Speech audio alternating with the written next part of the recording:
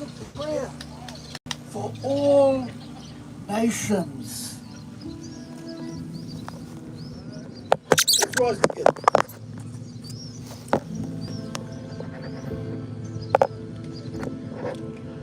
Shema Israel, Adonai Eloheinu, Adonai Echad, Baruch Shem Kavod, Achudo, Le'olam Va'ed.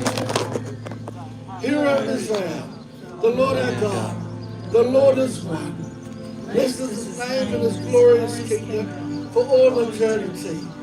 And you shall love Yahweh your God with all your heart, with all your soul, and with all your strength. These words which I'm commanding you today are to be on your heart. You are to teach them diligently to your children, and to speak of them when you sit in your house, and when you walk by the way, and when you lie down, and when you rise up. Bind them as a sign on your hand, and they will be frontlets between your eyes, and write on the doorposts of your house and on your gates. And you shall love your neighbor as yourself. And the entire Torah and the prophets hang on these two commandments. Beautiful. Now this beautiful waka that's here, it's actually got a couple of stabilizers on it. It'll be, they're going to move it in about 20 minutes, 15 minutes, even just shortly. So don't worry about it. It's good. It'd be like watching the boats that are coming across the water with Peter, Kepha, and Simon Peter, and the other Zebedees, and other ones catching their fish. Just imagine. This will have 6 guys in it normally. This is going to have sails on it. So imagine you could sail from here back to Israel. But especially New Zealand being the furthest country from Israel. That's why it's honoured and blessed and talked about. The islands of the South Pacific, New Zealand, being talked about in the scriptures. Because God sees us all wherever we are. Okay? So, wonderful. Let's continue. Beautiful. Good morning. So you found your songbook, and so the songs we're singing today are in there. It's easy, it just goes from one page to the next. We're going to start with Cover the Sea.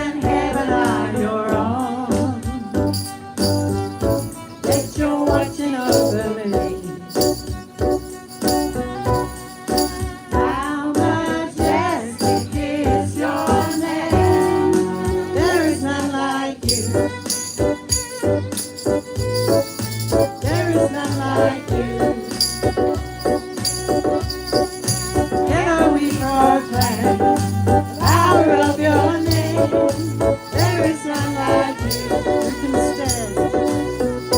Who can stand before your throne? Your kingdom will forever reign. We will sing a song of praise to the Ancient of Days. There is none like you. There is none like you. Together we proclaim the power of your name. There is none like you. Sing it again. There is none like you. I'm the Mocha Adonai. There is none like you. I'm the Mocha Adonai. Together we proclaim the power of your name. There is none like you. How majestic. How majestic is your name. How majestic is your name. How majestic is your name in all the earth. Sing it again. How majestic is your name. How majestic is your name. How majestic is your name. How majestic is your name in all the earth. There is none like you. There is none like you. There is none like you. Together we proclaim the power of your name. There is none like you. Sing it again. There is none like you. I'm the Mocha Adonai. There is none like you. I'm the Mocha Adonai. Together we proclaim the power of your name. There is none like you. How majestic. How majestic is your name. How majestic is your name. How majestic is your name in all the earth. Last time. How majestic is your name. How majestic is your name. Together we proclaim the power of your name. There is none like you.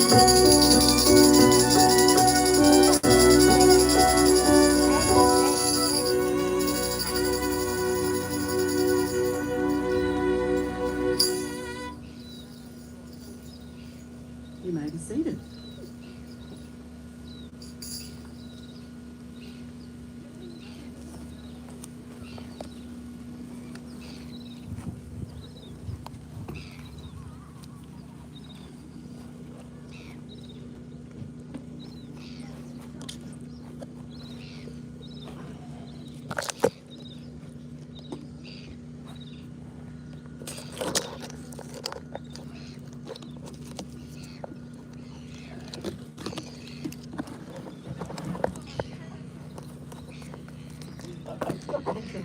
That we don't have to wander all the way down the car park if you need to pay a visit to a WC.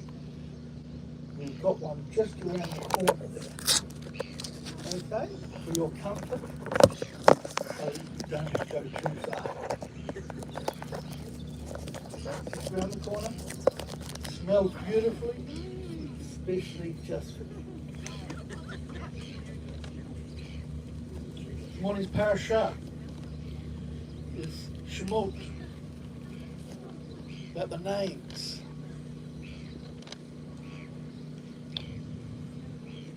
The first reading, which is it's also called Exodus, the Exodus of the people from Israel, from Egypt. Shemot, chapter 1, verse to chapter 5. Then we have Yeshayahu, the Haftarah, 27-28. We'll have show readings, Luke 5, Acts 7, and Romans 12.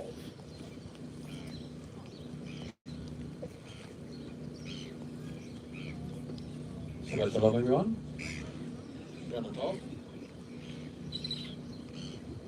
And these are the names of the children of Israel who came to Mitzrayim with Yaakov, each one with his household. Reuben, Shimon, Levi, and Judah.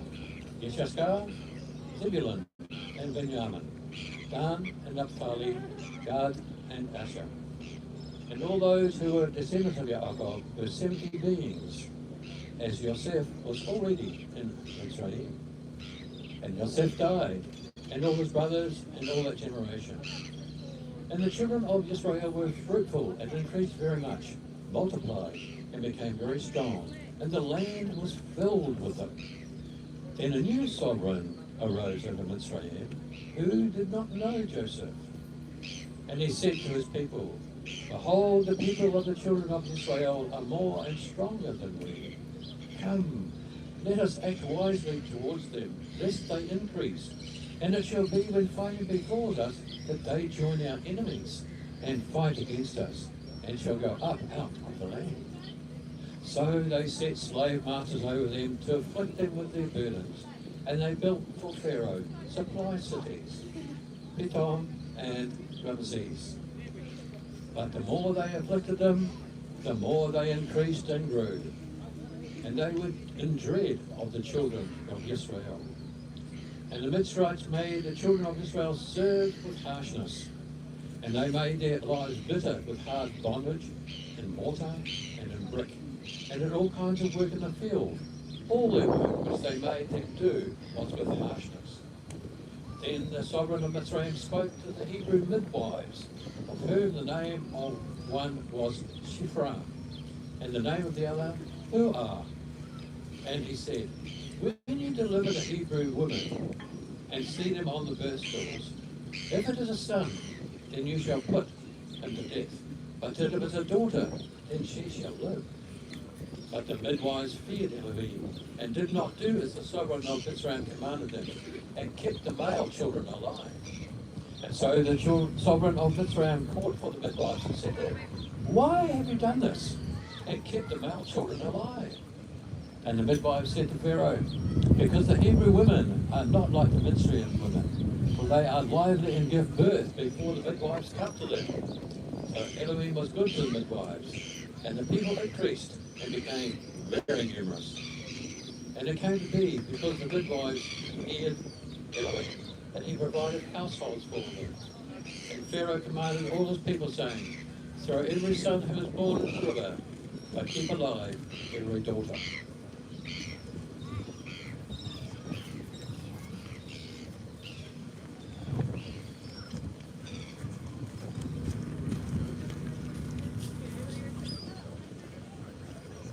Shabbat Shalom, everyone.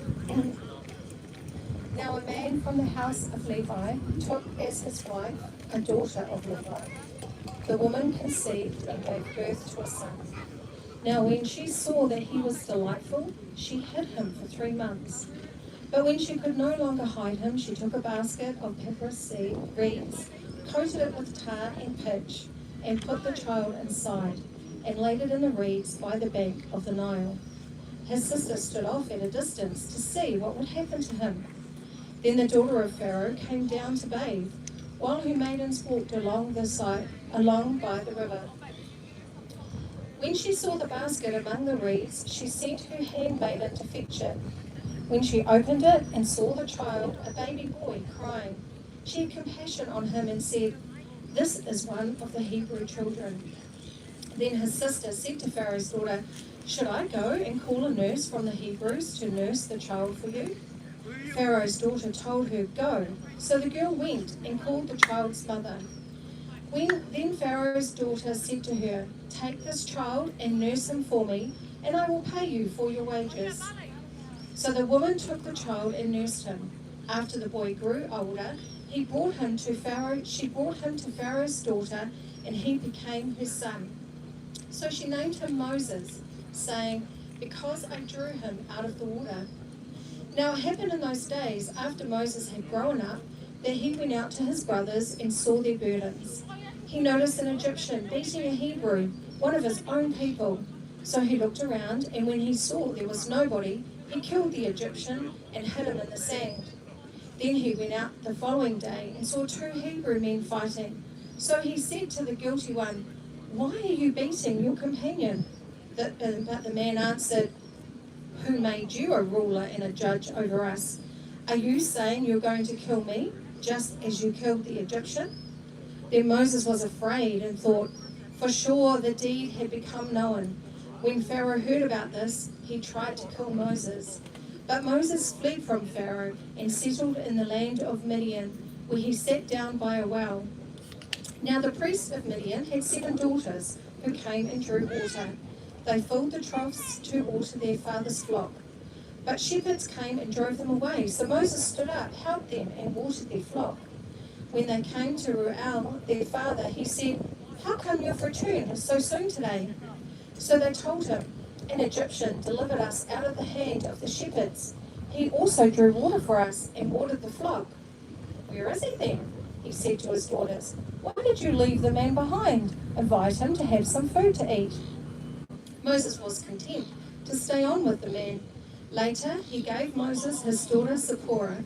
She gave birth to a son, and he named him Gershom, saying, "I have been an outsider in a foreign land." Now it came about over the course of those many days that the king of Egypt died. Bnei Israel groaned because of their slavery. They cried out, and their cry from slavery went up to God. God heard their sobbing and remembered his covenant with Abraham, Isaac, and Jacob. God saw Bnei Israel, and he was concerned about them.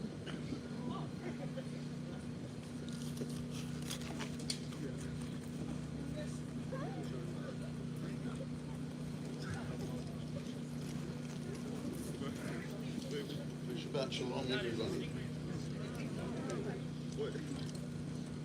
Now Moses was tending the flock of his father-in-law Jethro, the priests of Midian.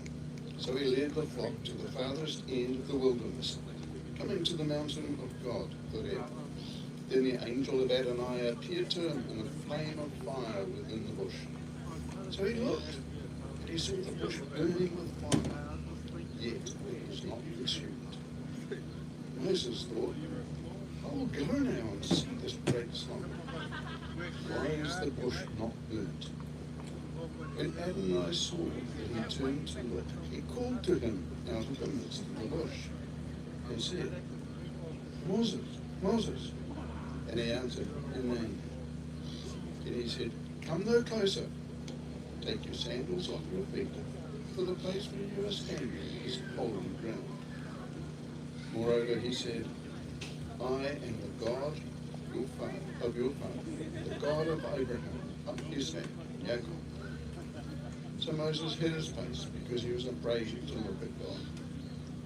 Then Adonai said, "I have surely seen the affliction of my people who are in Egypt, and have heard their cry because of the slave masters, for I know their ways. So I've come down to deliver them out of the hand of the Egyptians, to bring them out of that land into a good and large land, a land flowing with milk and honey, into the place of the Canaanites, Hittites, Amorites, Perizzites, Hivites, and Jebusites.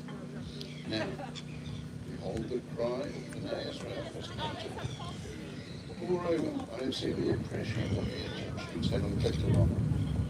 Come now, I will send you to Pharaoh, so you may bring my people, Bnei Israel, out of Egypt. But Moses said to God, "Who am I that I should go to Pharaoh and bring Bnei Israel out of Egypt?" So he said, "I will surely be with you. So that will be the sign to you that it is I who have sent you. When you have brought the people out of Egypt, you will worship God on this mountain." But Moses said to God, "Suppose I go to Bnei Israel and say to them, 'The God of your fathers has sent me to you.' And they ask me, 'What is his name?' What should I say to them?"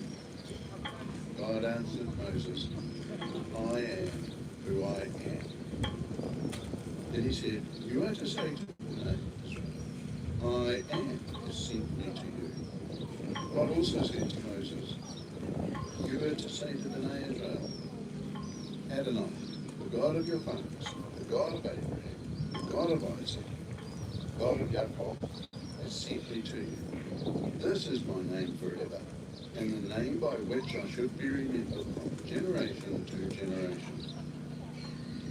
Go now, gather the elders of Israel together, and say to them, Adonai, the God of your fathers, the God of Abraham, Isaac, and Jacob, has appeared to me, saying, I have been paying close attention to you, and have seen what is done to you in Egypt.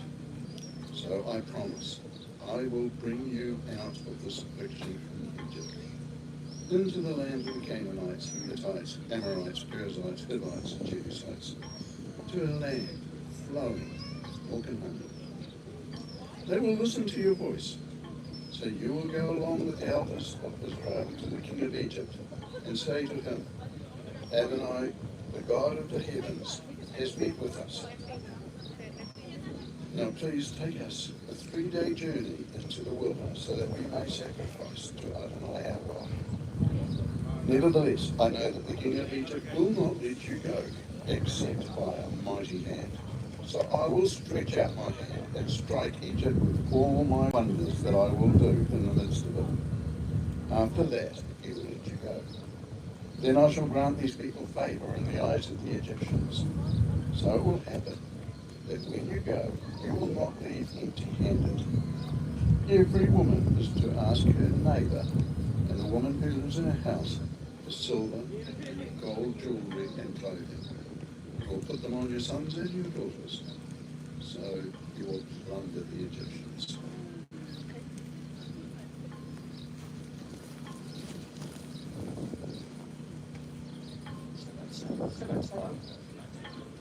Moshe replied, well, I'm certain they won't believe me, and they won't listen to what I say, because they'll say Adonai did not appear to you.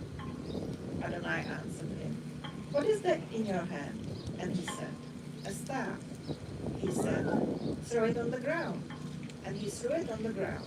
It turned into a snake, and Moshe recoiled from it. Then Adonai said to Moshe, put your hand out and take it by the tail. He reached out with his hand and took hold of it, and it became a staff in his hand.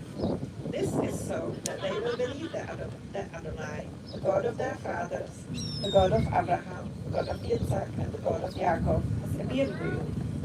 Furthermore, Adonai said to him, now put your hand inside your coat. He put his hand in his coat, and when he took it out, his hand was leprous, as white as snow. Then God said, now put your hand back in your coat. He put his hand back in his coat, and when he took it out, it was as healthy as the rest of his body. If they won't believe you or heed the evidence of the first sign, they will be convinced by the second. But if they aren't persuaded even by both these signs, and still won't listen to what they do say, then take some water from the river and pour it on the ground. The water you take from the river will turn into blood on the dry land. Moshe said to Adonai, oh Adonai, I'm a terrible speaker. I always have been, and I'm no better now, even after you've spoken to your servant. My words come slowly, my tongue moves slowly.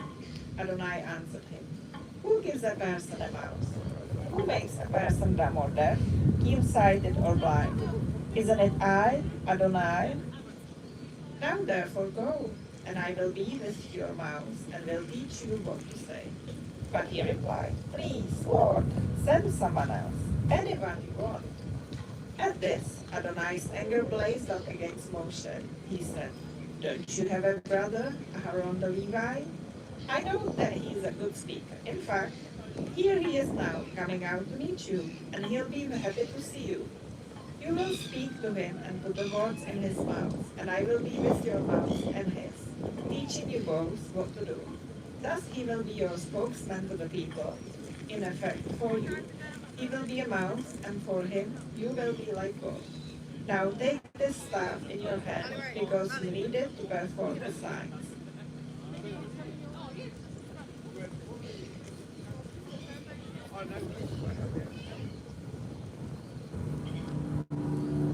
So Moses went and returned to his father-in-law Jethro and said to him, "Let me go, so I may return to my kinsmen who are in Egypt, and see whether they are still alive." So Jethro said to Moses, "Go in peace."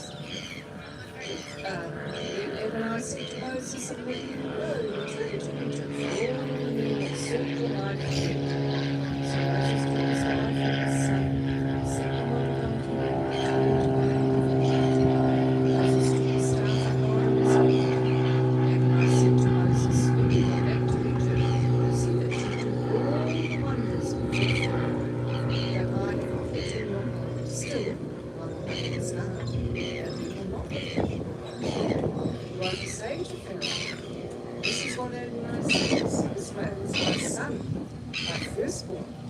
So I have said to you, let my son go, that he may serve me. But you have refused him. Behold, I will slay your son, your firstborn.'" It happened along the way at a lodging place that Adonai met him and sought to kill him. But Zipporah took a flint, cut off the foreskin of his son, and threw it at his feet, saying, "You are surely a bridegroom of blood." She said, "A bridegroom of blood because of the circumcision that he let him alone." Then Adonai said to Aaron, "Go into the wilderness to Moses." So he went, and he met him at the mountain of God, and kissed him.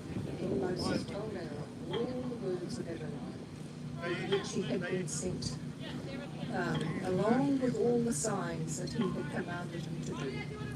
Then Moses and Aaron went and assembled all the elders of Bnei Israel. Aaron spoke all the words that Adonai had spoken to Moses and did the signs in the sight of the people. So the people believed when they heard that Adonai had remembered Bnei Israel and had seen their affliction. They bowed their heads and worshipped.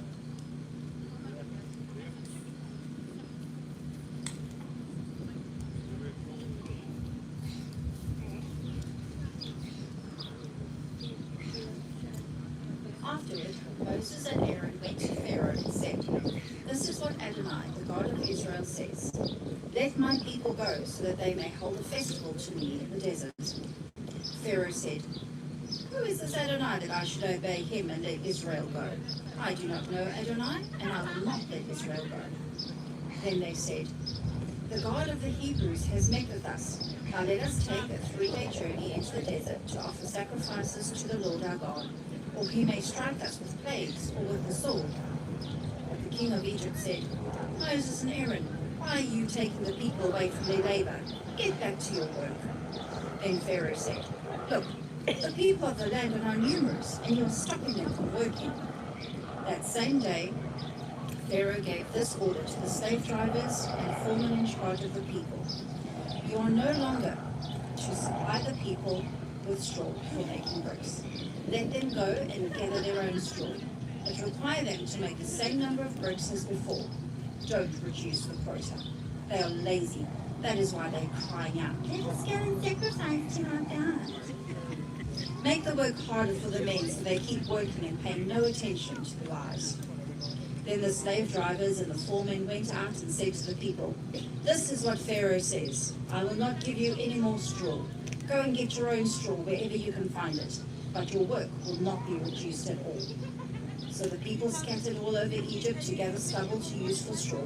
The slave drivers kept pressing them, saying, "Complete the work required of you for each day, just as when you had straw."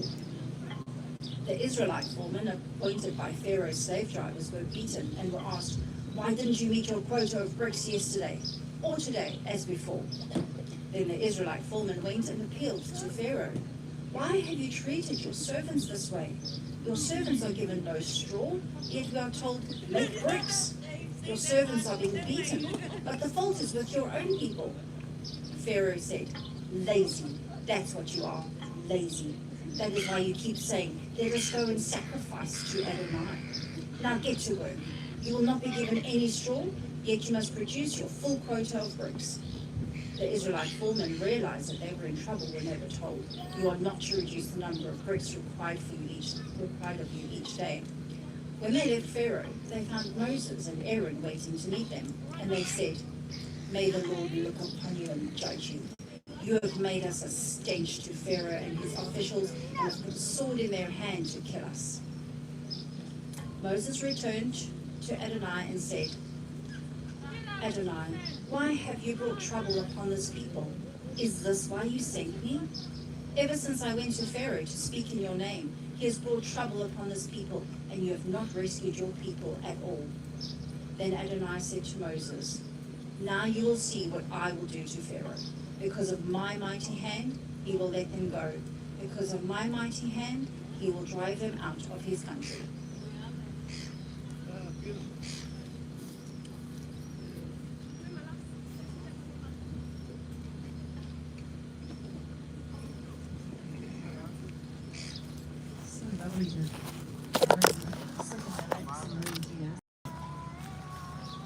So we're going to sing the goodness of God.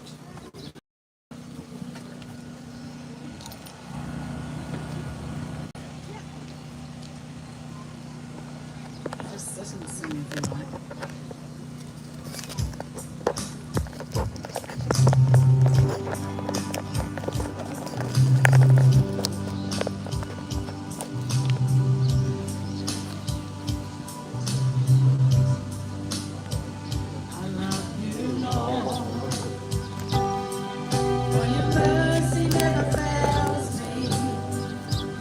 All my days I've been held in your hand.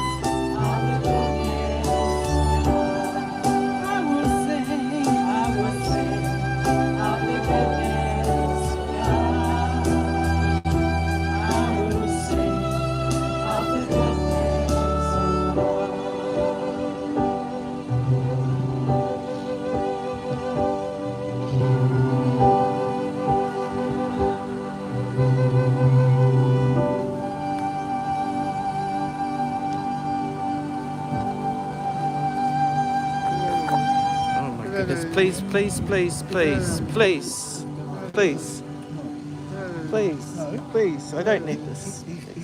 Please, please, please. I don't need this.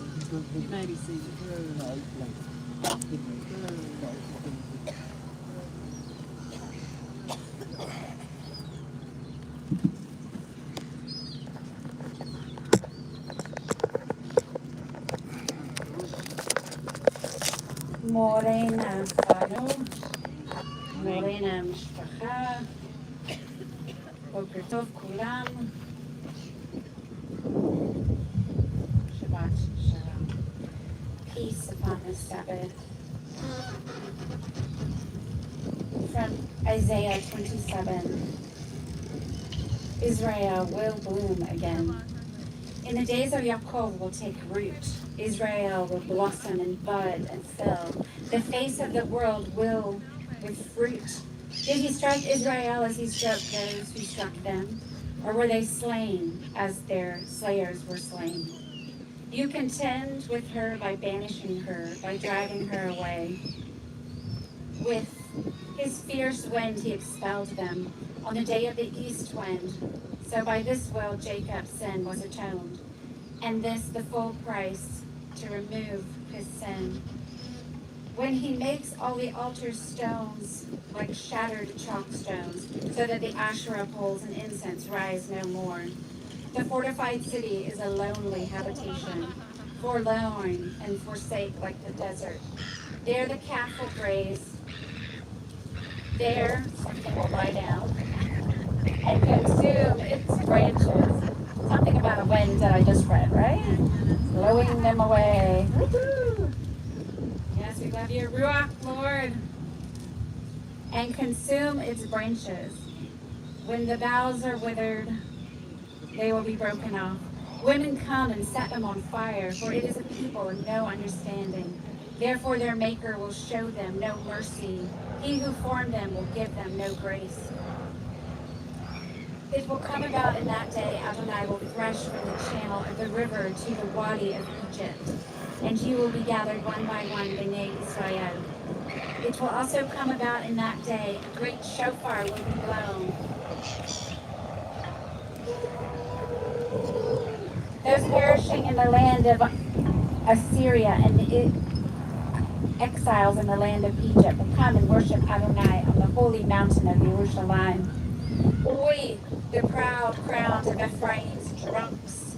Its glorious beauty is a fading flower, which is at the head of the fertile valleys. Of those overcome with wine, behold, Adonai is strong and mighty, like hailstorms, a destructive tempest, like a downpour of overflowing water. It hurls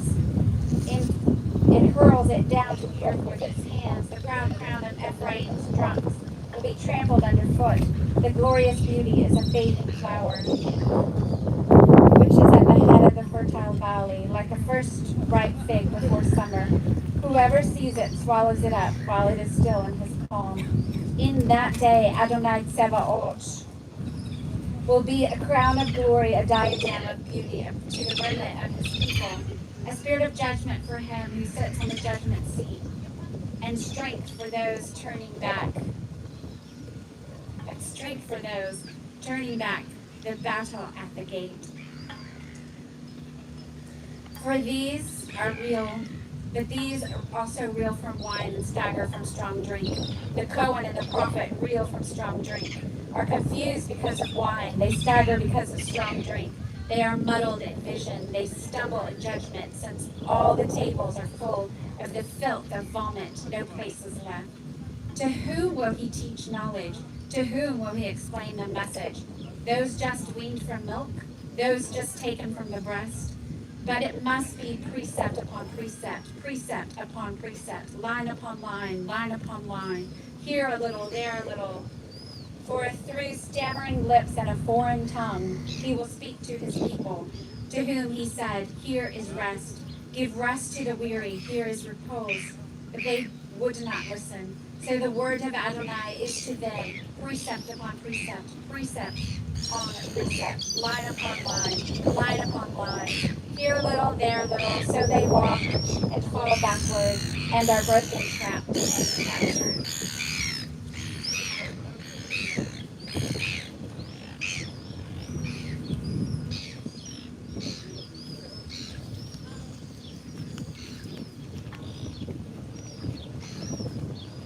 Gosh, Heather did well, didn't she?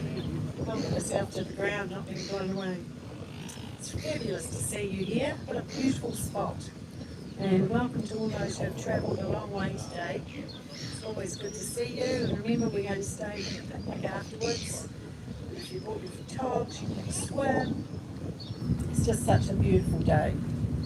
So today we just have a bulletin for January because there's just the usual things going on, which I'll remind you what they are. So Monday night, the Torah study is starting. Tuesdays, musicians and singers will start again. Wednesdays, men's study. Thursdays, Tabernacle. And I wasn't sure about prayer for Israel. Have you started again?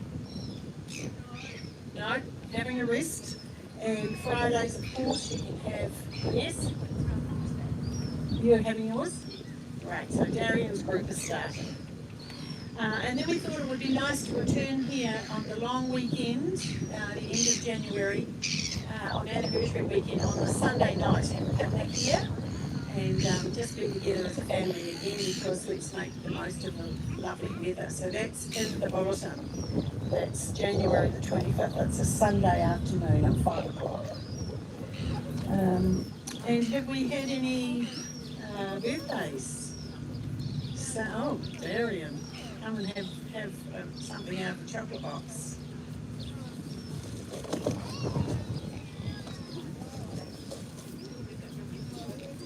Yeah, you should. Well, you could share it. Chop it into 12 and have one bit a month. You're welcome. You're right. Patricia, happy birthday. Thank you. Here we go. It's time I went shopping. Oh, yep. Lovely, thank you. And big welcome to Andrew and Lisa, all the way home from the Philippines. So nice to have you back. For those of you who don't know, Andrew and Lisa have been in the Philippines since February. Was it February? Yeah, so they've been away almost a year. So please catch up with them and welcome them home again. It's always so lovely to have you back. Anyone else had a wedding anniversary? No? That's it. Fabulous. Alrighty. So we're going to carry on with the readings. It's somebody. Sorry, we've got a run sheet up here. Let's carry on.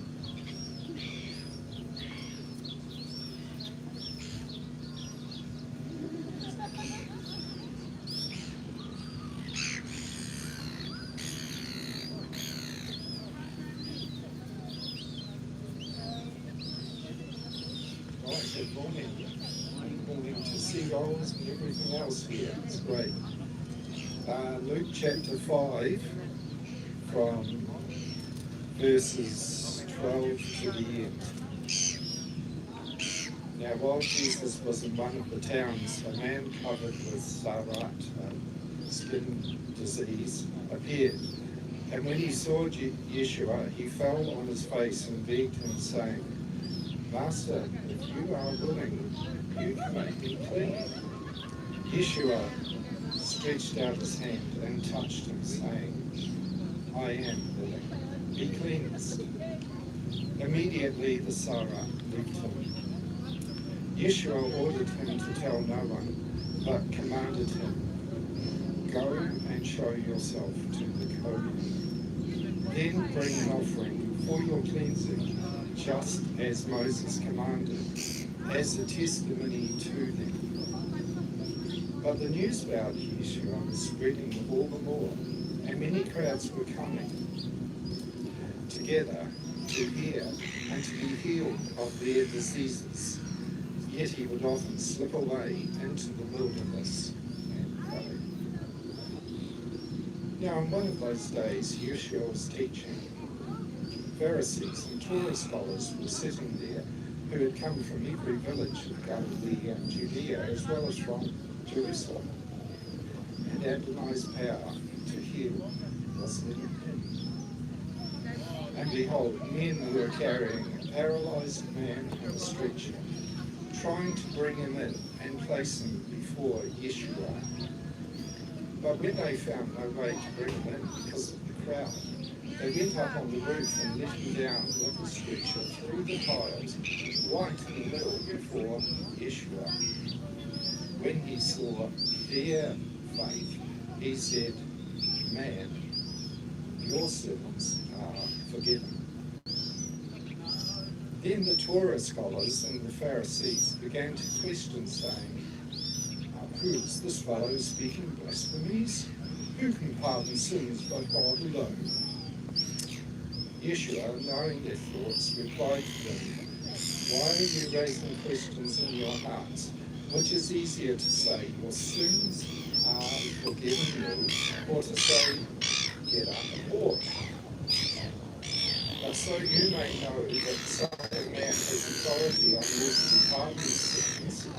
He said to the paralyzed one, "I tell you, get up and take your cot and go home." Immediately he got up before them, picked up what he'd been lying on, and went home, glorifying God. Astonishment took hold of them, and they glorified God, and all were filled with awe, saying, "We've seen incredible things today." After these things, Yeshua went out and observed a tax collector named Levi sitting at the tax booth. He said to him, "Follow me." Leaving everything, he got up and followed him. Levi made a great banquet for Yeshua at his house, and there was a large crowd of tax collectors and others who were reclining with them. The Pharisees and the Torah scholars began murmuring to his disciples, saying, "Why do you eat and drink with tax collectors and sinners?" And Yeshua answered and said to them, "Those who are healthy have no need for a doctor, but those who are sick do. I did not come to call the righteous, but the sinful to repentance." But they said to him, "John's disciples often fast and offer prayers, as do the disciples of the Pharisees, but your disciples are eating and drinking." Yeshua said to them, "You cannot make guests of the bridegroom fast while the bridegroom is among them. But the days will come when the bridegroom is taken away from them. Then they will fast in those days." Now he was also telling them a parable. No one tears a patch from a new garment to use it on an old garment. Otherwise he will rip the new, and the patch from the new will not match the old. And no one puts new wine into old wineskins. Otherwise the new wine will burst the skins, it will be spilled out, and the skins will be destroyed. But new wine must be put into fresh wineskins. The man who drinks old wine wants new, because he says, no man who drinks old wine wants new, because he says, the old is fine.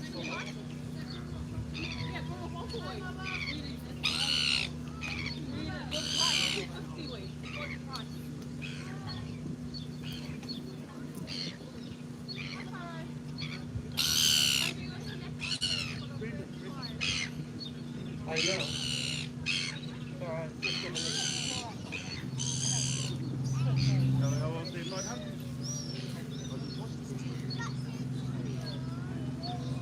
Shabbat Shalom, everybody.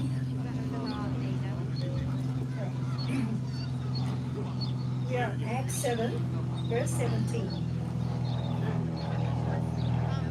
But as the time drew near, the promise God is to Abraham, the people increased and multiplied in Egypt, until there arose another king over Egypt who knew nothing about Joseph, dealing with our people with cruel cunning This king mistreated our father and forced them to abandon their infants so they would not survive. At this time, Moses was born, extraordinary before God. For 3 months, he was nurtured in his father's house. And when he was set outside, Pharaoh's daughters took him and raised him as their own son. Moses was educated in all the wisdom of the Egyptian, and he was powerful in his words and deeds. When he was approaching 40 years of age, it came into his heart to visit his brothers, Bnei Israel. When he saw one of them being treated unjustly, he went to the defense of the oppressed man and avenged them by striking down the Egyptian. He was assuming that his brother understood that by his hand God was delivering them, but they did not understand. So on the next day, he appeared to them as they were fighting. He tried to reconcile them in shalom, saying, "Men, you are brothers. Why do you wrong one another?" But the one doing wrong to his neighbor pushed him away, saying, "Who appointed you ruler and judge over us?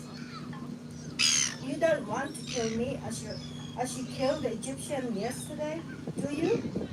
At this remark, Moses fled and became exiled in the land of Midian, where he became the father of 2 sons.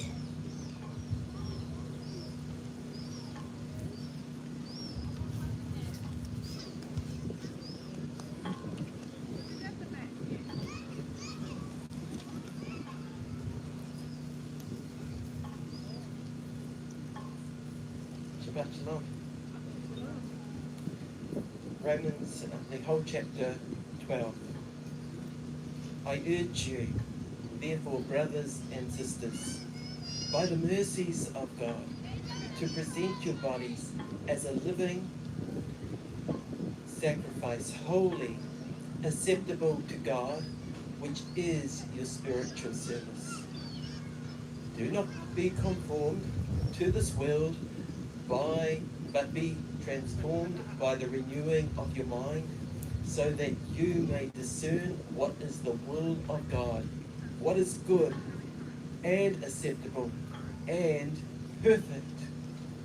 For though the grace given me, I say to everyone among you, not to think more highly of yourself than you ought to think, but to use sound judgment, as God has assigned to each person a measure of faith.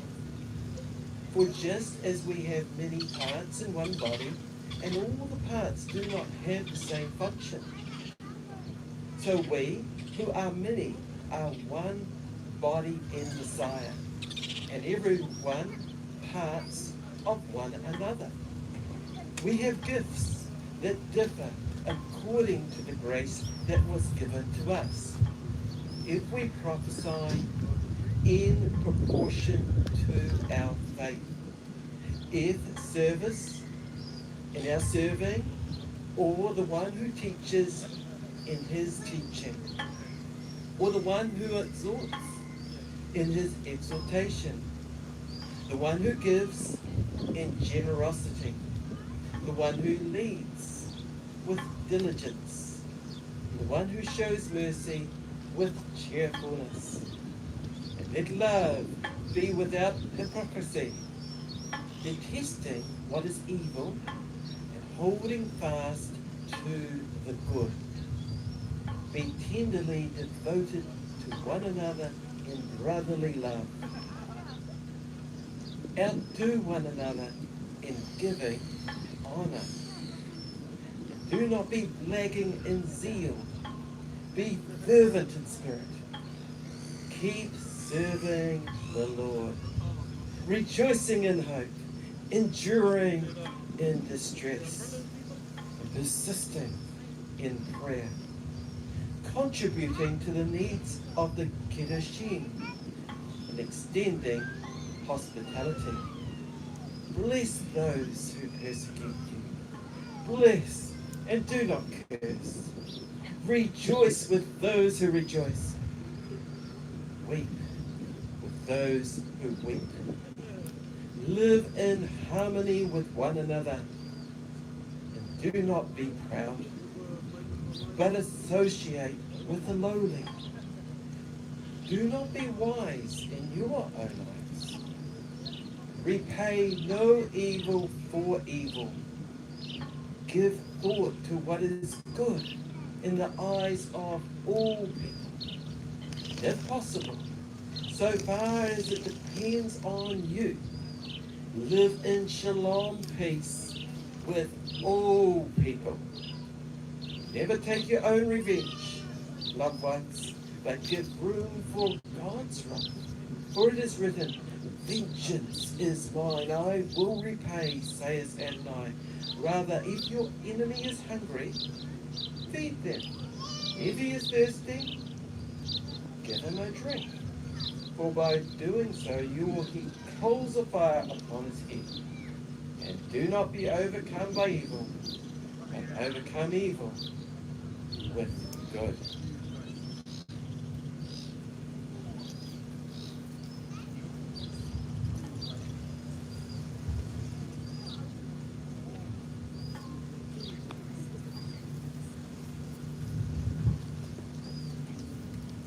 Beautiful. Lovely reading. Excellent thoughts. Plenty to think about. And Shimshon's going to round it all up. So, ears all open. Shimshon's going to try and round it all up.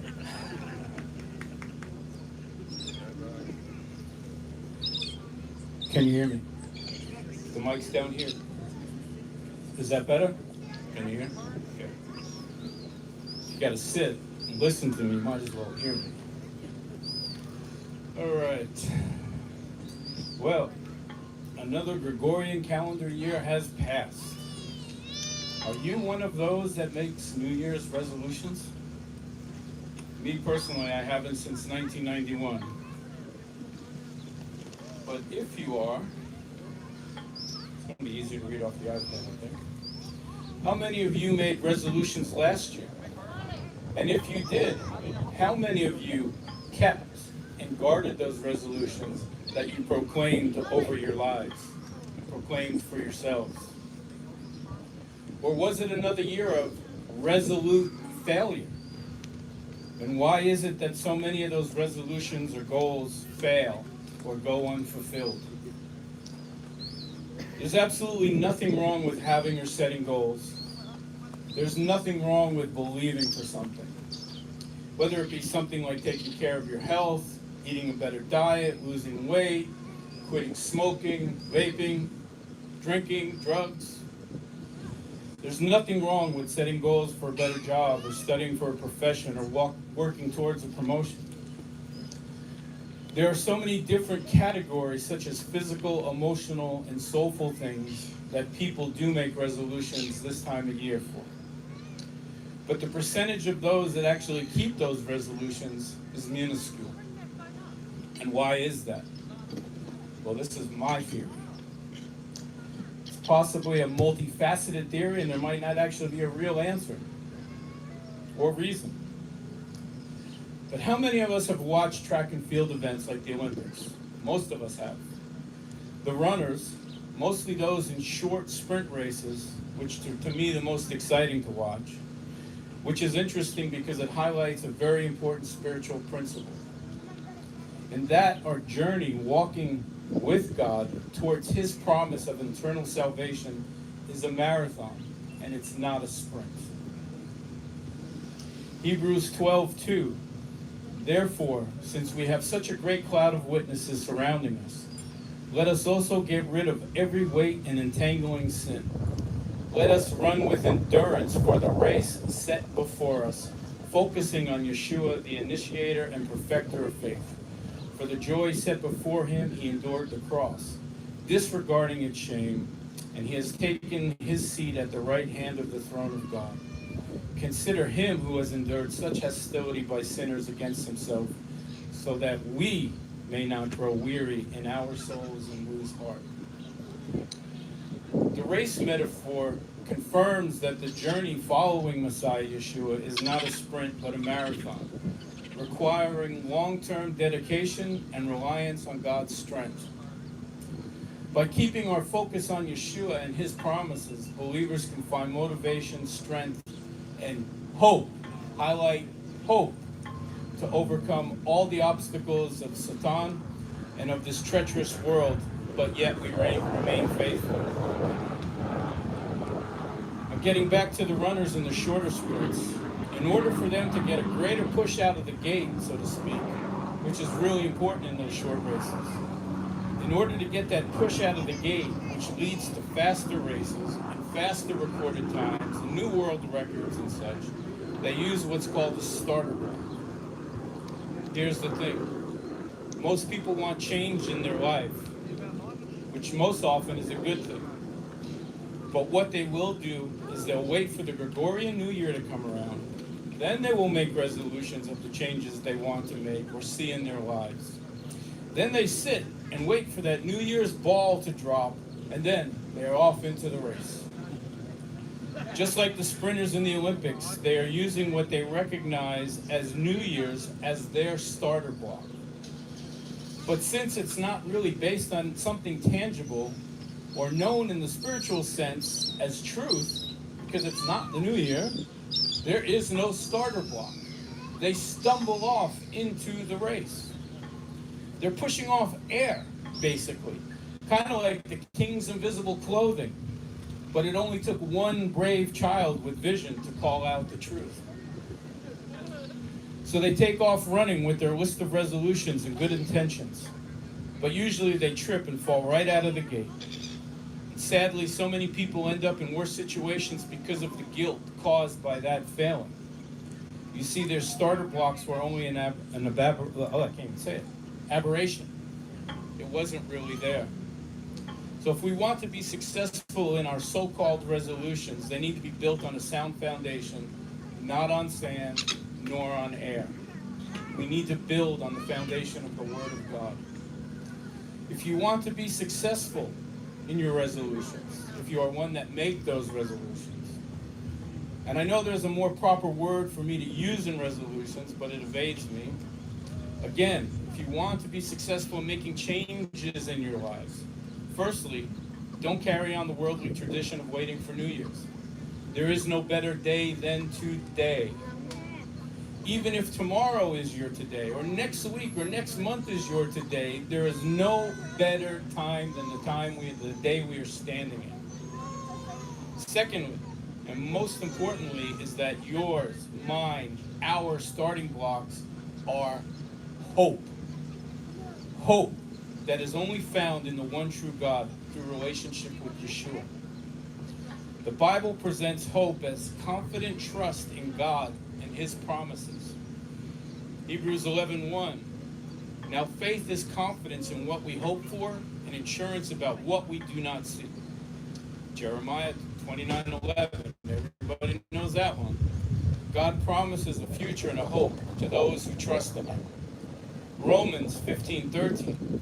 May the God of hope fill you with all joy and peace as you trust in him, so that you may overflow with hope by the power of the Holy Spirit.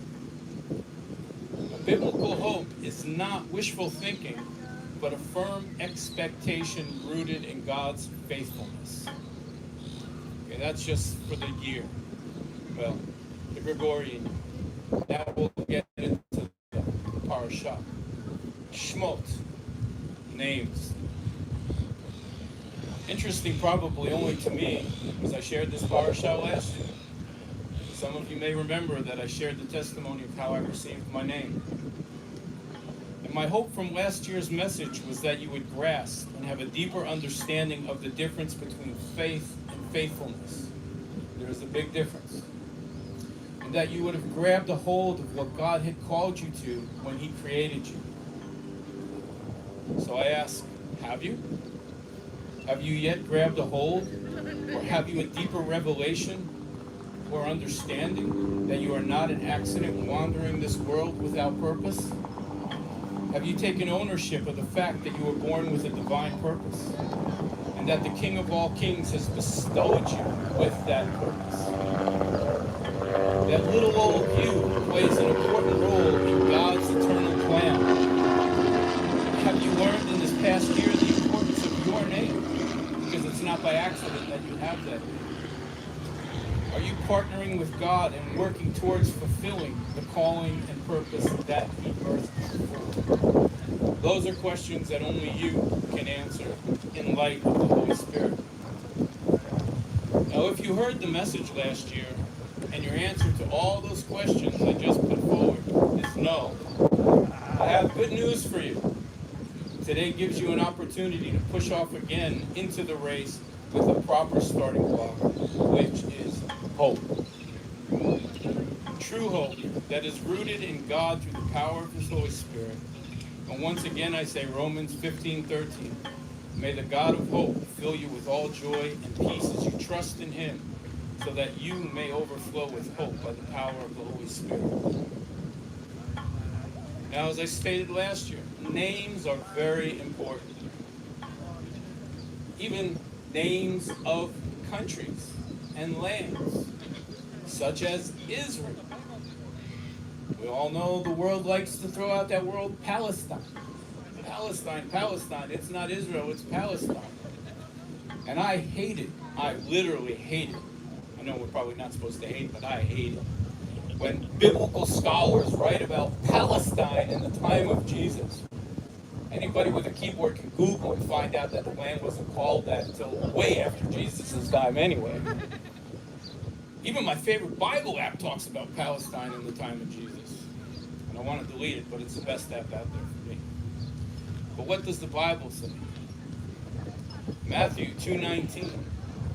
But when Herod died, behold, an angel of Adonai appears in a dream to Joseph in Egypt, saying, get up, take the child and his mother, and go to the land of Israel. For those seeking the child's life are dead. So he got up, took the child and his mother, and went to the land of Israel. Now I looked up every English version there was, and every version confirmed that the message the angel spoke to Joseph was, go to the land of Israel, not Palestine. There was no Palestine in the time of Jesus. So names are important, even for lands, because they confirm truths that are inevitable. So as Joel said, I will explain a portion. We'll take a shallow dive. This not a deep dive, it's a shallow dive, but as I kept writing it kept getting longer. It's probably not a little kiddie pool, but a little teenager pool. So the short theme of the Parashah could be summed up as from hiddenness to redemption. God reveals Himself as Redeemer when His people cry out. We, as believers living under the Brit Hadashah and the New Covenant, clearly recognize Yeshua as the ultimate deliverer foreshadowed in Moses. Now, Exodus 1 begins with a list of names. The genealogy of Fakapapa with the names of the Bnei Israel, the sons of Israel, who came down into Egypt with Jacob and their families. The telling of the story seems to start off hopeful. A story that begins with names is usually hopeful. They're uplifting stories. Why? Because names matter. Identity matters. Covenant matters. But immediately the tone shifts. A new Pharaoh arises who did not know Joseph. And Israel moves from honored guests to oppressed slaves. But this is often how God's redemption stories begin. With forgotten promises, with silence, with suffering. Those are the things that lead to redemption. How many of you started your relationship with God when everything in your life was perfect? How many of you won millions in the lottery and said, you know what, I'm going to give my life to Jesus today? If everything in your life was perfect, why would you even need God? So God allows bad things to happen to us, not to punish us, but instead he uses them to give us the revelation that he is real, that he is the deliverer, that we are in need of him. Now, many bad things or hard times that we go through are because of our bad choices. Not because God allowed things to happen. They're just our bad choices, and he gives us the free choice. But some of us are born into very bad situations that we would never, ever, ever choose. Some people are born into very bad family situations that they had no choice. But the good news is God has a plan for everybody's redemptive story. We just have to choose to be part of that story. If you are here and listening to me, and you do not yet know the God, the true Yeshua, the true God of redemption, your redemption story can begin today. If you have hidden sin in your life and have not dealt with it, the good news is your redemption story can begin today. There is a great cloud of witnesses in heaven that are waiting to hear it. The angels in heaven will rejoice when we proclaim it. And Exodus teaches us an essential truth. Redemption always begins when things seem beyond repair. When all hope is lost, that's when redemption can come, because then we get true hope in God. Now, Exodus 1 and 2, God is still watching and working, though he is barely mentioned. Similar to how the redemption story of God's people played out in the book of Esther, God was not mentioned, but yet he was everywhere in that story. As he is in this story, as he is in every story, whether he is credited, mentioned, or whatever, God is everywhere. He never slumbers, he never sleeps. So in Exodus 1 and 2, I want us to honor the woman in this story, the three women in this story, who are true heroes, though they are never ever credited as such. But I will credit them today as heroes and of women of great bravery. The midwives, Shiphrah, Puah, who feared God more than Pharaoh. They had actually kept a new covenant principle that's written in Matthew 10:28. Do not fear those who can kill the body, but cannot kill the soul. Instead, fear the one who is able to destroy both the soul and body in Gehenna. God was good to Shiphrah and Puah because of their faithfulness. And he rewarded those midwives with families of their own because they feared him above all. Also, let's honor Moses' mother, who hid her child despite Pharaoh's edict that all Hebrew-born sons must be cast into the Nile to drown. To hide a baby is no small feat. As we all know, they're always crying. Such small creatures make such a loud racket. How do you hide a baby? There's no way to hide a baby. Nobody heard that baby cry? Not one? Wasn't God not at work there, keeping that baby hidden? His tears, his crying from being heard? That not even one jealous, mourning family that had suffered the death of their own baby, their own child, ratted them out for some kind of reward or payback because they lost their child. Was that not God working in the background? Not being mentioned, but yet performing miracles. And how about Moses' brave mother? Despite her bravery in doing what was right in the sight of God, her name is not even mentioned. She is simply the woman who conceived and gave birth to a son. Let us also honor the brave sister who watched from afar where Pharaoh's daughter was bathing. Would not Pharaoh's daughter have had guards watching the area to make sure she was safe? Also to keep commoners from seeing and gawking on the nakedness of Pharaoh's daughter?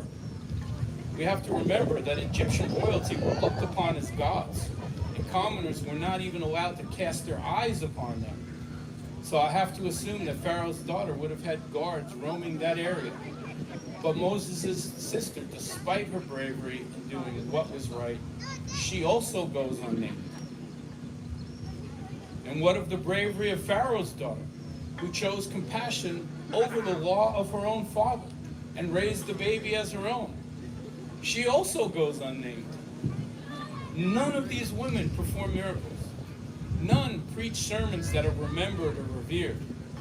But yet each woman played a tremendous role in the history, not only for Israel, but God's salvation plan for the world. These seemingly unimportant, nameless women turned out to be very important for every one of us. And I want to point this out because they didn't know the role they were fulfilling. Just like you don't know the role that you have played, are playing, or will play in the future that will make history and brings God glory. Again, God seemingly was hiding his face here because he wasn't mentioned, but he most certainly was not absent.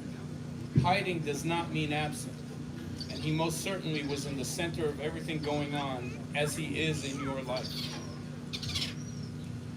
Now, insight into the commonalities of Moses and Yeshua. 1, like Moses, who was born under Egyptian oppression, Yeshua was born under Roman oppression. Yeshua was hidden in Egypt and then in Nazareth. Yeshua was only known to a few. God was about to execute his greatest and final act of redemption through Yeshua. Number 5, Yeshua was also born under a death decree for all Jewish-born sons.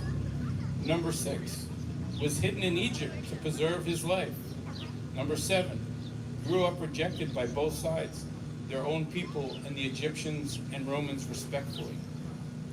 Number 8, they would one day confront the ultimate power enslaving humanity of their time, one being Pharaoh and the other being Pontius Pilate, who was the representative of Caesar at the time. Number 9, God used Moses to deliver his people from physical slavery, and the Father used his son Yeshua to deliver the whole world from spiritual slavery and eternal death.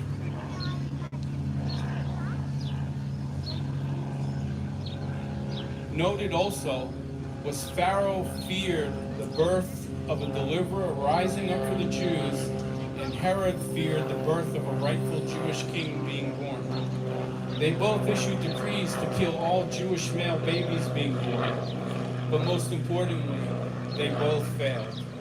God was victorious.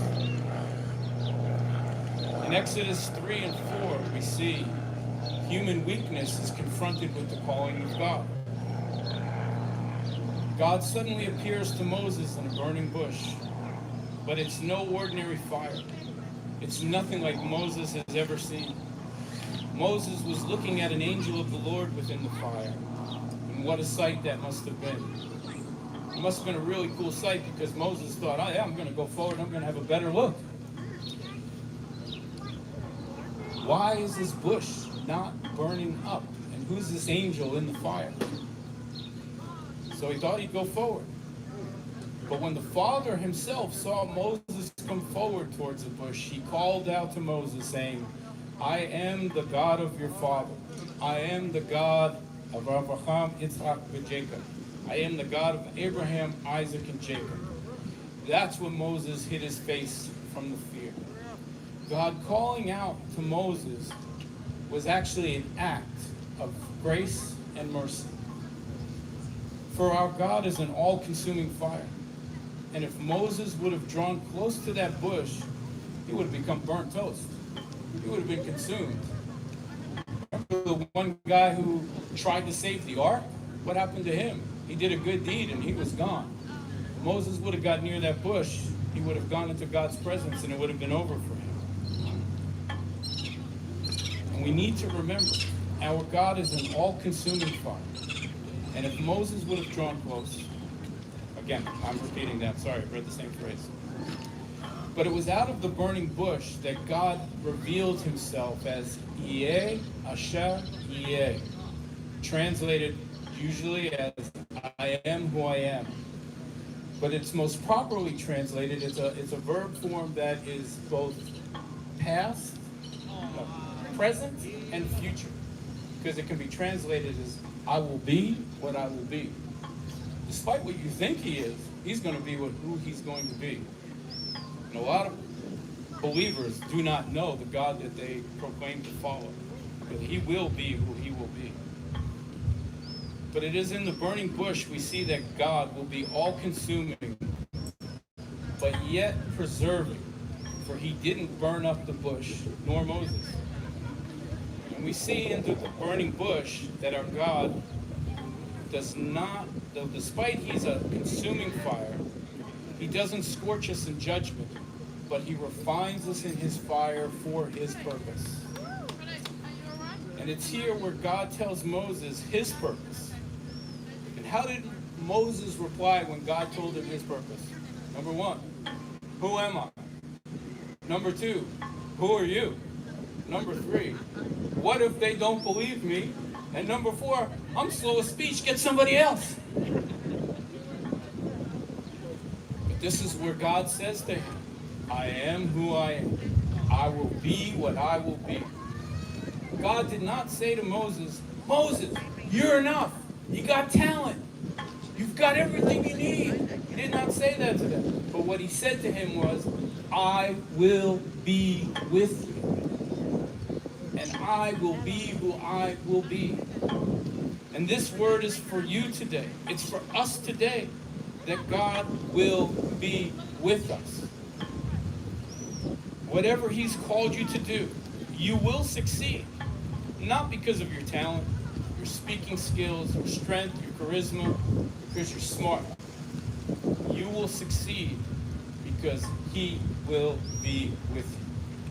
The one thing you do need to do is submit to his perfect will. Moving to Exodus 5, we see redemption begins with resistance. Here Moses obeys God and confronts Pharaoh. He does what God told him to do, but things got worse. The work increases. The people turn against Moses and hope collapses. Moses probably wish he was back there once again saying, hey, I'm slow of speech, find somebody else, because everything here is failing.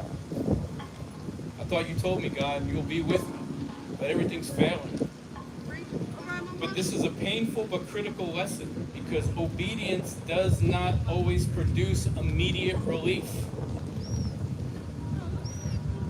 Obedience produces obedience. Obedience produces submittance. Then, eventually, we will see the fruit. And we've all seen this in our own lives. We try to do things right, but sometimes everything just goes to custom, and we want to quit. We want to pack it in. We want to go the other way. But in reality, we know we can't quit. There is no choice. What's there to go back to? We want to go back and lift up our own vomit? There's nothing to go back to once you've tasted and seen the goodness of God. Things will eventually go right when we live right, because God will be with us. We can see the results of those living, if you can call that living, who just quit and live the way they want. And we see that their path leads to destruction, firstly in this world, but it also leads to eternal destruction, eternal damnation. So there's nothing of this world worthwhile. Now, often healing begins before symptoms disappear. We take medicine, we're already healing on the inside, but we don't see yet the manifestation of those healings. Deliverance starts before freedom is felt. Salvation begins before we receive the crucial knowledge of what it means to walk out our salvation in fear and trembling. And redemption many times looks like failure. Remember, Yeshua was rejected, beaten, crucified. And to a world that doesn't understand, it seems as if Yeshua was a failure, a false Messiah, so to speak, a king with no power. But heaven was at work, and what a work it was, because it was a work of eternal redemption that was, will be, and is today.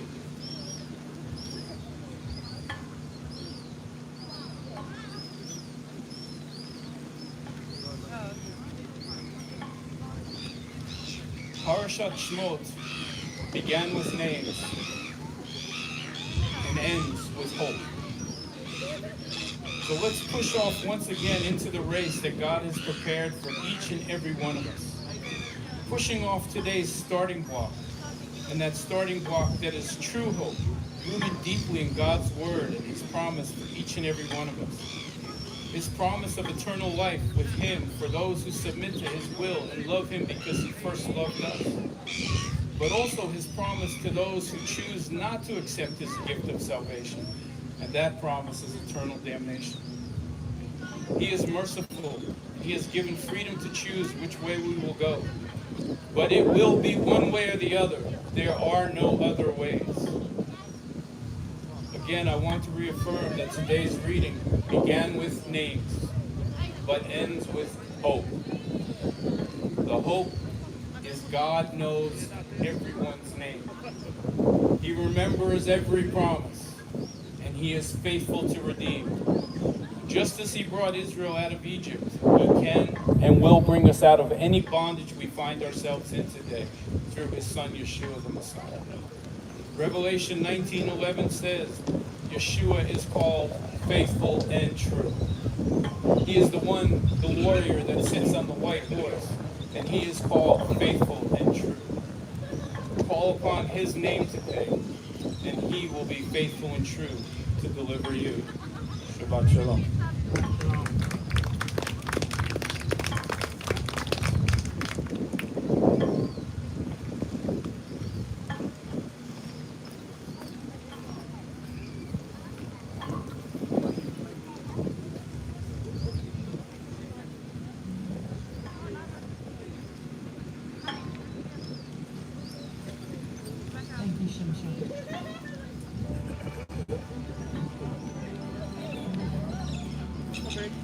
Responds to that message.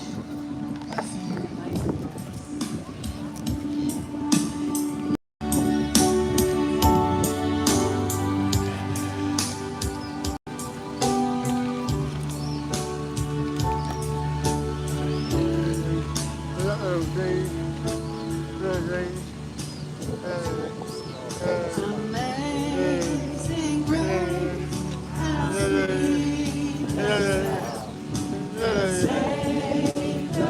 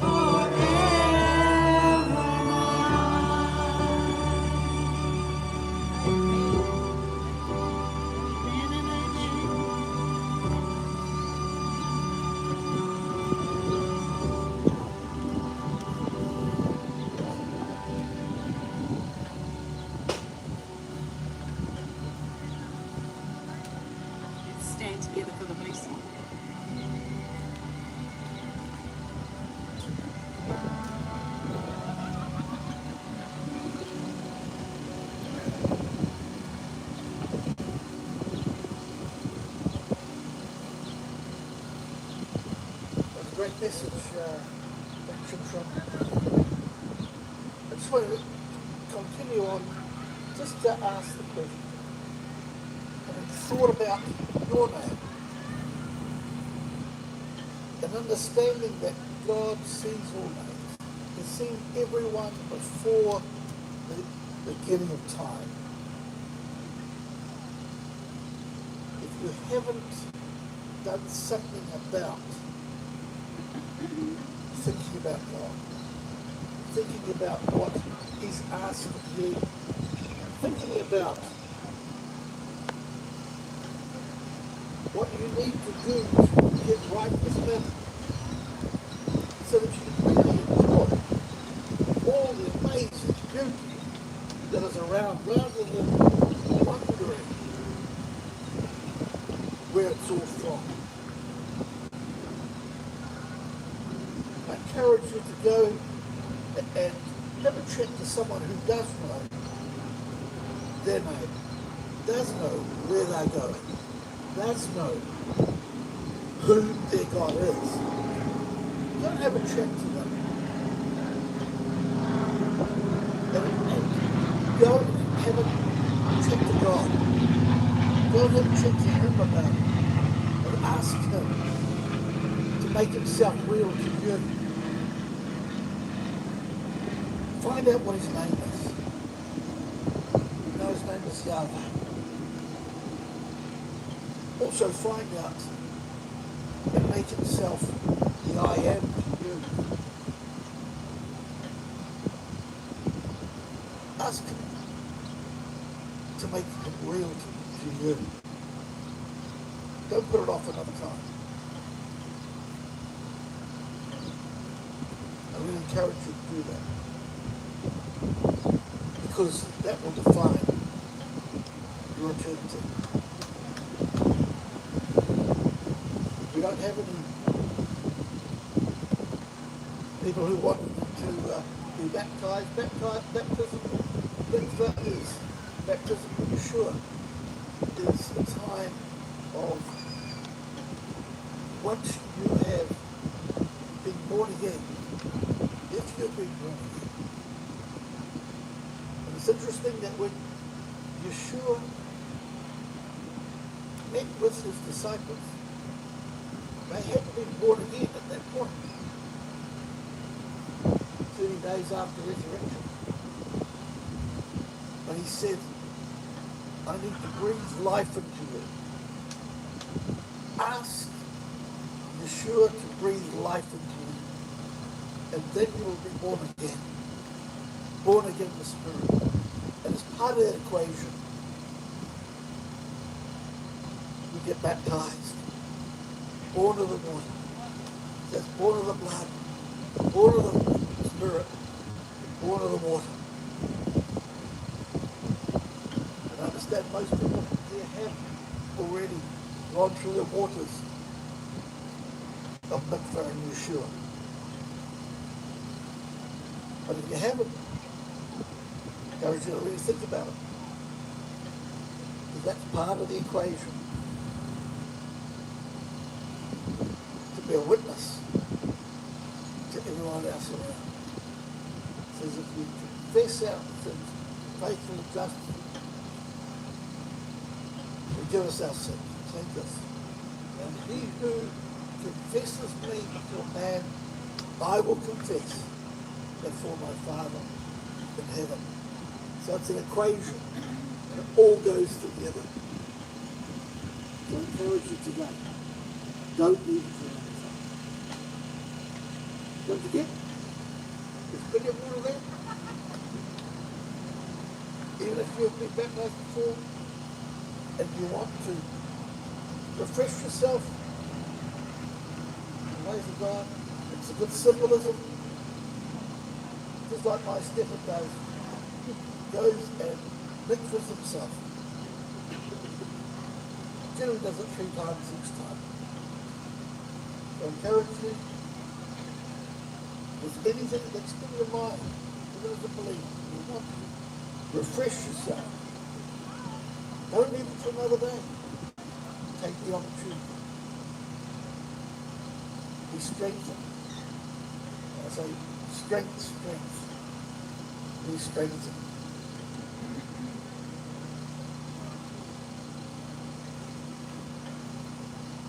יברכך אדוני וישמרך. יאר אדוני פניו אליך וחונך. יישא אדוני פניו אליך וישם לך. וישם לך. וישם לך. Shalom.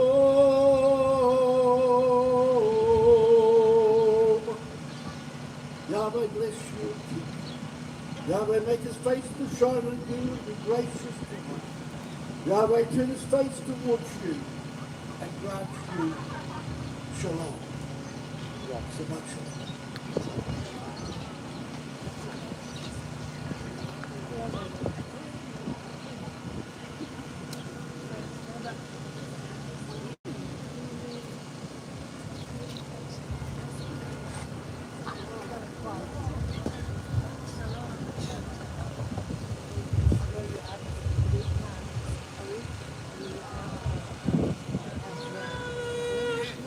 Yes, and I have another song to share.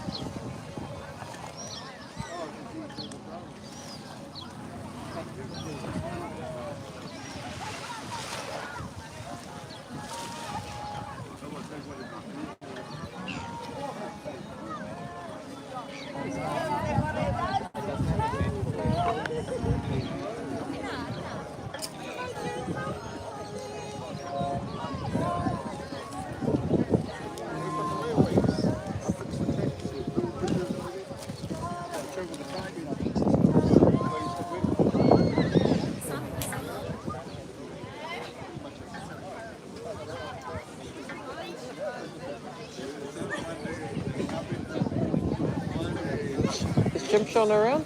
Hi, Chris. Yeah. Have you seen Shimshon? Yeah, he's just getting ready to go on the water. Are they doing they're not doing baptism, are they? I don't think. There's no Well, Who might go first? Lizzie and I are going to rededicate ourselves. Are you having baptism? We're going to redo it. Yep. Oh, now you're going in. Yep. Oh, okay. I'll get changed. Is Joel getting changed too? Okay. I don't know. I haven't told him that we're re-going in yet. I haven't told him. Oh, they don't know. Oh, okay. Shimshon knows, but Joel doesn't yet. Oh, okay. Got this all for doing.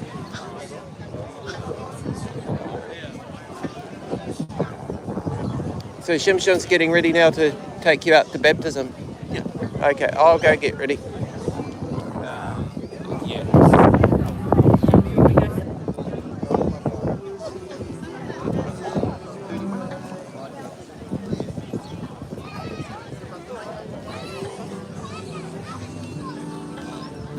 Yeah, so it sounds like we're going to have at least a couple of baptisms. So I'll just leave it on for a moment. Got some people on.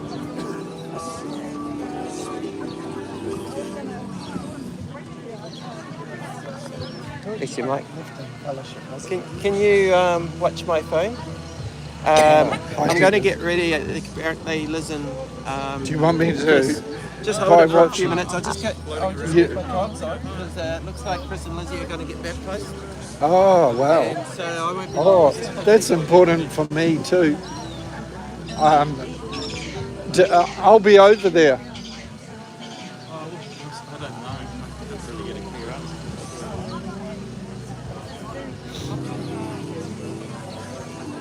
up. Some friends are getting baptised, so yes.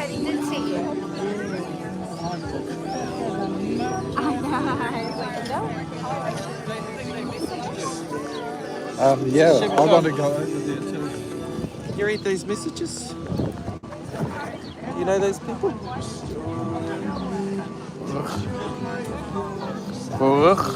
Kol Anashim Stefan Salachti. There's another one above that. Ken. They just have to leave. Okay, yes. Nachon is correct. So Kol, I don't know, is typically voice, but yes. And then correct. I don't know if you want to reply. Let me just Do that. Anyway, I'll just let you hold on to that. I'll just quickly get my cards. Do you want to keep showing it around? Yeah. Yeah. Okay.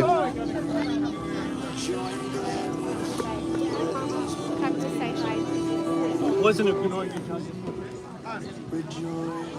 It's all right. Just leaving. I know. And the beautiful They're very ladies were sitting by them. They're We've lovely. known them since we first got here, like 16 years You ago. can tell there's a connection. It's just so good.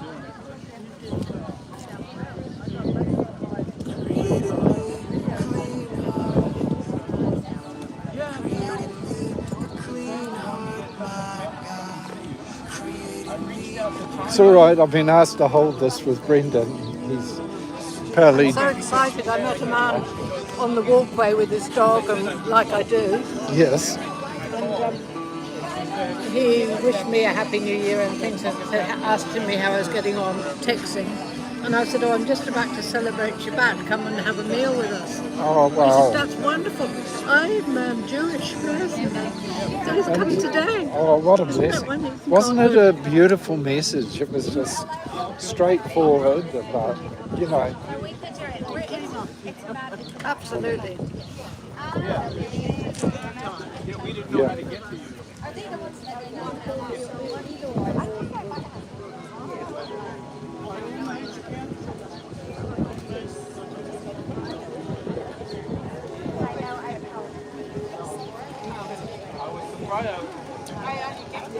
I almost stopped because I was like, It's blood and I thought they were going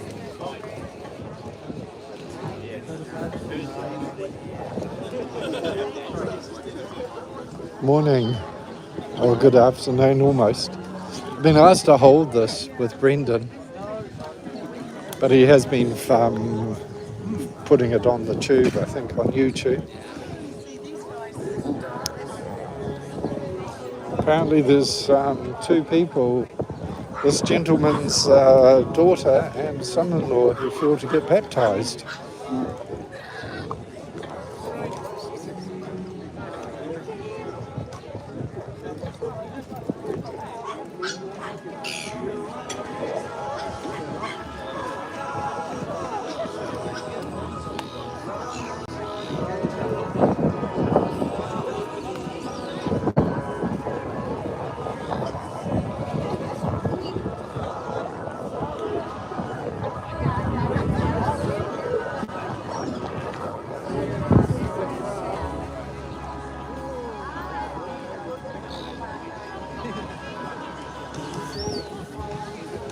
Sorry, I didn't.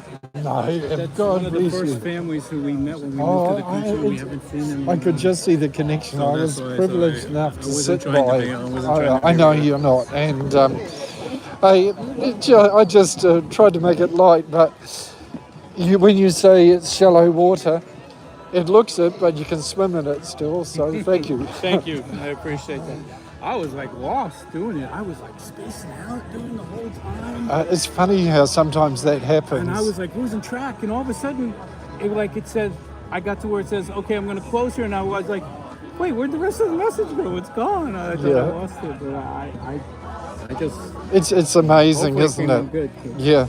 Well, when I did my reading, I was trying to make a joke with seagulls, but then the blooming seagulls were all around squawking. I noticed it. Sometimes spoken word is, you just don't realise always. I was going to make a comment. Oh, the seagulls are coming. Yeah, I know. The only thing I noticed around my surroundings was the seagulls. Yeah. I was But the first one, he perched on something, and it was like he was friendly, but then they started squawking, and I'm like, oh, you silly moo. I gotta get in the water. Anyway. I didn't want to get in the water today. I'm on the motorcycle. It's chilly. Oh, man. Yeah. Very nice. Are there going to be any baptism, though? What did Shimshon say? I believe Chris and Lizzie, definitely. But they haven't talked to Shimshon yet. Oh, well, he just said I've got to get in. I was going to be I've got to get in the water. I was going to be on the motorcycle. So I presume that means he's changing for a swim. He's already changed. Oh. But I haven't seen anything. How many people are still on here? Oh, we got 6 people on. If Murray's there from Australia, just say John sends his love. Oh yeah, Murray's on. Okay, John sends his love. Here's John. John's sending his love. Here we go. Yeah. Still got my hair on, Murray. Yeah. And I'm here as well. Here's myself.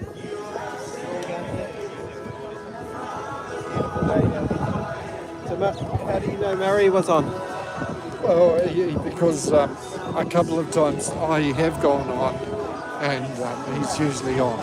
Oh yeah. I'll just find out whether I'll turn this off.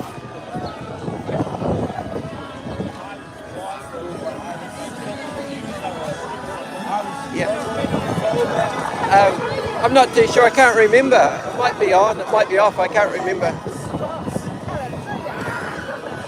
I appreciate your reaction. I did hear you. Are you doing any mikvahs? Joel's show. I don't No. But No. Chris asked me to go in the water with them, so I said, but I'll... You need to talk to Joe. He said if you want to go rededicate your life, go do it. Yeah. Anyway, I'm going to turn this off. All right. Shabbat Shalom, everyone. I'm going to put this off. If we have a mikvah, I'll put the video back on YouTube Live.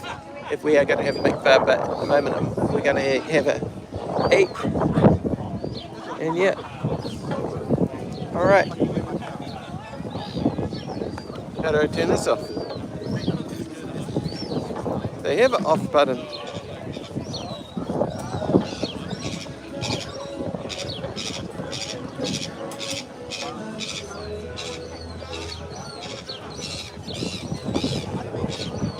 Where's the off button?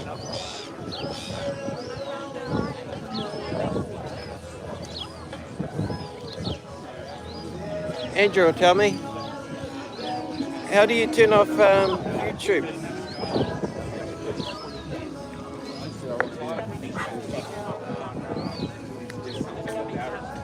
You know how to turn off YouTube Live?